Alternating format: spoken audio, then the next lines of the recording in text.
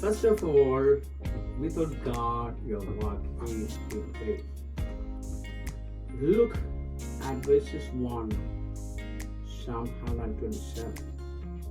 Unless the Lord builds the house, it is builders' labor in vain. Unless the Lord watches over the city, watchmen stand guard in vain. Psalms 127:1.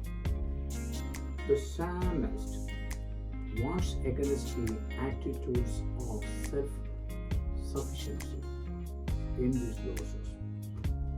God wants you to find blessing and fulfillment in your work, but it is not going to happen apart from Him. Without God, your work will be empty, frustrating, useless in vain. These verses talk about two kinds of work: building and then gardening or maintaining. Let's talk about building first. Unless the Lord builds the house, it is builders' labor in vain. This verses talks specifically about building a house, but it is really applies to anything we build in our life. Without you are building a house, a business, a church, or a home, Hebrews chapter 3:4 says, "For every house is built by someone, but God is the builder of everything." Hebrews chapter 3:4. Basically, Solomon says, don't start anything without God.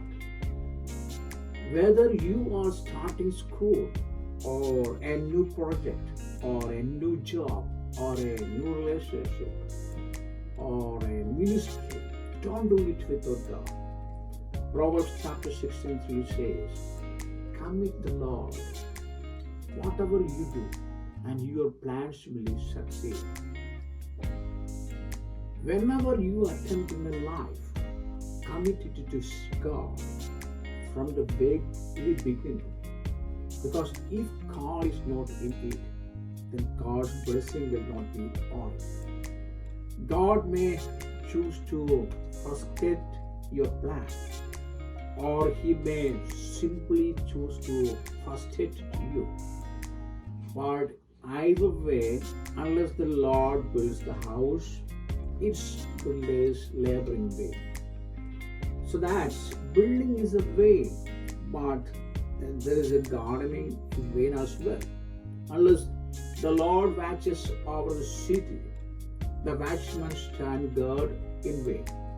This has to do with gardening or maintaining that which you have already built. If you want a God blessing and profession in your work, you must not only start with God, you must continue with God as well. The Great Wall of China was built to defend China from outside in waters. The wall is over 4,000 miles long and over 20 feet height. It is width range from 12 to 40 feet in places. That's about as secure as you can get. But the Mongols still got into the China. You know how they didn't breach the walls? They simply rebuilt the gardens. So you see, unless the Lord watches over the city, the watchmen stand guard in the way. You might think you are invisible, that you have got all the blessed covered. Once heard something say, I once heard something say, I have got $1 million in insurance, so I could lose everything and still get it all back. It is good to talk. It's good to talk. So there is a wisdom in planning ahead, but it doesn't matter how many watchmen you have. It doesn't matter how many stocks and bonds you have. If you leave God out of it, it is all in vain. Thomas Manton wrote, labor without God cannot prosper. A labor against God will surely fail. You need to keep God in everything you do. That is why the book of James instructs us to say, if it is the Lord's will, we will live and do this or that. James 4:15. Basically, it comes down to this. Do you expect your work to succeed because of you or because of God? Jesus said in John 15, apart from me, you can do nothing. John 15:5. Don't expect God to do your work for you, but don't expect your work to succeed without God. Invite God in your work and ask His blessings on it. We need to learn to pray like Moses in Psalms 19. May the favor of the Lord our God rest upon us. Establish the work of our hands for us. Yes, establish the work of our hands. Psalms 90:70. So God wants you to find blessing and fulfillment in your work. But it will only happen when you put Him at the center.